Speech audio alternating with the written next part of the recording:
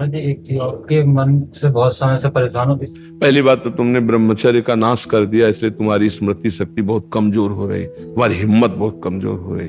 हम खुल के तुम्हें बता रहे हैं। अब आप पहले व्यायाम 1-2 किलोमीटर दौड़ना, कई बार हमने दिनचर्या वर्णन की, थोड़ा दिनचर्या को आप अपने जीवन में उतारें तब व्यायाम। जानते हो ये जो आपके लक्षण हैं, अगर संभले नहीं तो अगला कदम जिसे कहते हैं उसे डिप्रेशन कहते हैं। लिख लियो आप, अगला कदम जिसे कहते हैं उसे डिप्रेशन कहते हैं। आप परेशान हो जाओगे। ये दुष्ट मन बहुत बहुत ही जीव को त्रास देता है।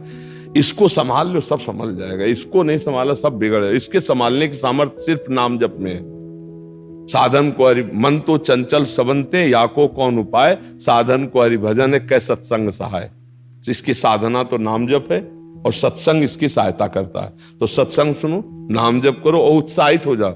यार अपने दोस्त कोई अच्छा मिल जाए तो अपने उत्साहित हो जाते हैं। हम तुमसे दोस्ती कर रहे हैं, क्या परेशान हो रहे हैं? जैसे कोई बड़ा धनी दोस्त हो, अगर तुम चिंता मत करो, खाओ पियो मौज करो, तो तुम्हें लगे ना कि हमारा दोस्त है यार, तो सबसे दोस्ती की, थोड़ा हमसे कर ले दोस्ती। अंदर से हमारे दोस्त वही होंगे जो हमारी आज्ञा का पालन करेंगे। देखो दोस्त का मतलब क्या होता है? कुपथ निवारी सुपंथ चलावा, गंदे आचरणों से हटाकर अच्छे। और वैसे हम आप मित्र ही हैं, क्योंकि आप हमारे प्रभु के अंश हैं, हम भी प्रभु के अंश हैं, तो दोनों दोस्त हुए ना। एक ही प्रभु के दोनों हम सेवक हैं, हम दोस्त है। पूरा संसार हमारा मित्र है। यदि हमारी बात मान लो, बहुत आनंद मिले। अगला कदम डिप्रेशन में पहुंचा देगा। आप क्रिया बंद करो। हमारी बात समझ रहे हो? अगर नहीं बंद करोगे तो अगला कदम वहीं पहुंच जाओगे। ये हम चीख चीख के रोज कहते हैं कि माता पिता को अपने बच्चों पर थोड़ा ध्यान देने का अवसर है। बच्चों को इतना गलत संग मिल रहा है कि वो ऐसी प्रक्रियाएं कर रहे हैं जिससे उनका जीवन नाश हो जाएगा। मोबाइल है, गलत संग है, बहुत बुरी तरह से ब्रह्मचर्य का नाश नवीन बच्चे कर रहे हैं। इनमें से कोई किसान है जो खेती का हालचाल जानता हो? नहीं जान। आप जानते हो, जब गेहूं की फसल गलेथ में हो, गलेथ का मतलब समझते हो बाली निकलने को, अगर उस समय काट ली जाए तो एक दाना गेहूं का नहीं मिलेगा। और थोड़ा 1 महीना रुक जाइए, वो बाली आ जाए और पक्की हो जाए तो मनो गेहूं उसमें निकलता है। ऐसे ही जब हमारी अवस्था 13, 14, 15, 16, 17, 18, ये गलेथ की अवस्था है, मतलब अब उसमें दाना पड़ने वाला है। और इस समय ब्रह्मचर्य नाश कर दिया तो एक दाना लायक नहीं रहे, मतलब वो गृहस्थी लायक भी नहीं रह जाता। और ये बातें बच्चों को समझाई नहीं जाती। छोटे छोटे बच्चे या बच्चियां गलत आचरणों में उतर जाते हैं और वो जीवन बर्बाद हो जाता है। अब ये बच्चे की अवस्था है। इस समय तो बिजली जैसा पावर शरीर में, 18-20 की अवस्था का मतलब समझते हो? उद्दंडता की मूर्ति, मतलब हर समय एक शरीर में दिव्य तेज, दिव्य कांति, दिव्य उत्साह। अब आजकल के 15-18 वर्ष के ऐसे बच्चे हैं कि अगर 4 सीढ़ी चढ़ के आए तो गांठों में ऐसे आदत। अब ऐसी अवस्था में तो 5 बार 8-9 खंड की अगर बिल्डिंग हो तो उतर चढ़ के जाए, फिर भी ऐसी दशा ना हो, क्योंकि ब्रह्मचारी अवस्था होती है। अब छोटे छोटे बच्चों में दोष हो गया, अब कैसे उसका कैसे वर्णन करें? हमें लगता है माता पिता, अब कौन समझावे, कौन समझावे? यही बात।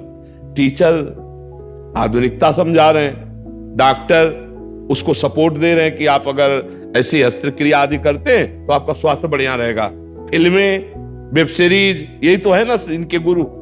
समाज के गुरु कौन है? यही तो देखने में मिलते। वो उपदेश कर रहे हैं भ्रष्टाचार की तरफ, व्यभिचार की तरफ। अब नए बच्चे वैसे ही मन चंचल और सपोर्ट मिल गया, हालत ये हो जाती है।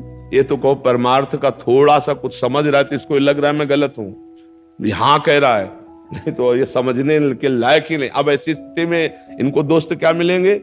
अब 18, 20, 22 के बच्चे अगर नशा लेंगे तो हमारे भारत के किस काम में आएंगे? ये सूरवीर योद्धा बनेंगे या माता पिता की सेवा करेंगे या ये अच्छे गृहस्थ होंगे?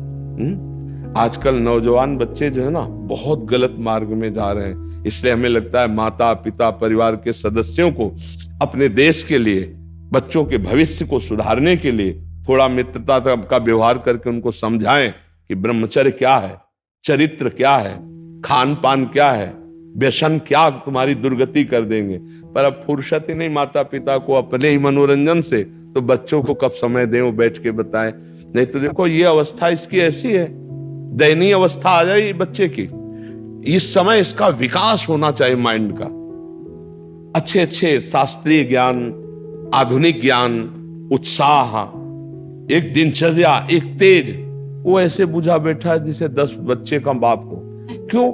क्योंकि उसकी जीवनी शक्ति का ह्रास हो चुका है।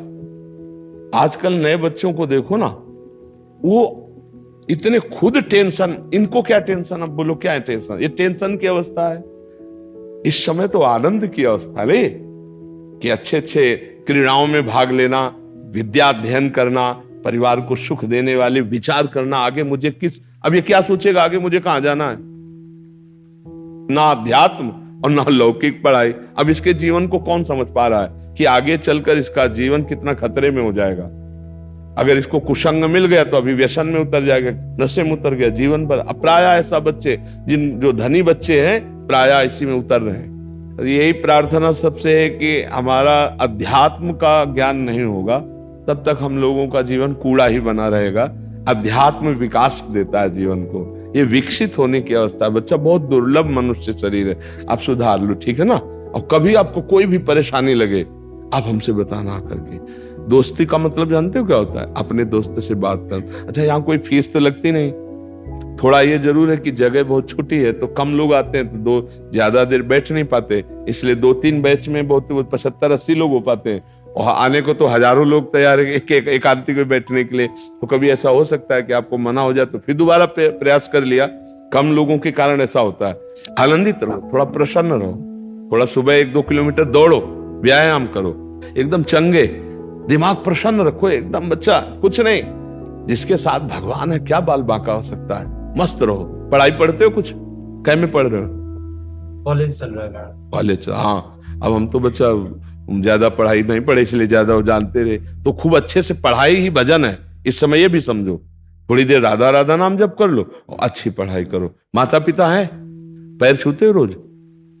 नहीं छूते? अरे नहीं यार, आज से शुरू करो। हमारी दोस्ती का लक्षण रोज माता पिता का पैर छू।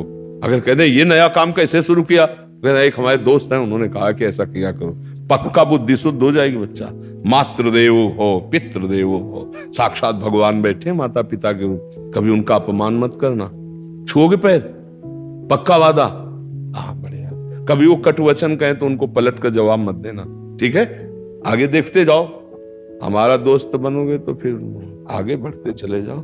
नहीं, आगे बढ़ो, बहुत कीमती जीवन है, बहुत अच्छे बन जाओगे। लोग आशीर्वाद मांगते हैं ना, हम क्या कह रहे हैं तुमको?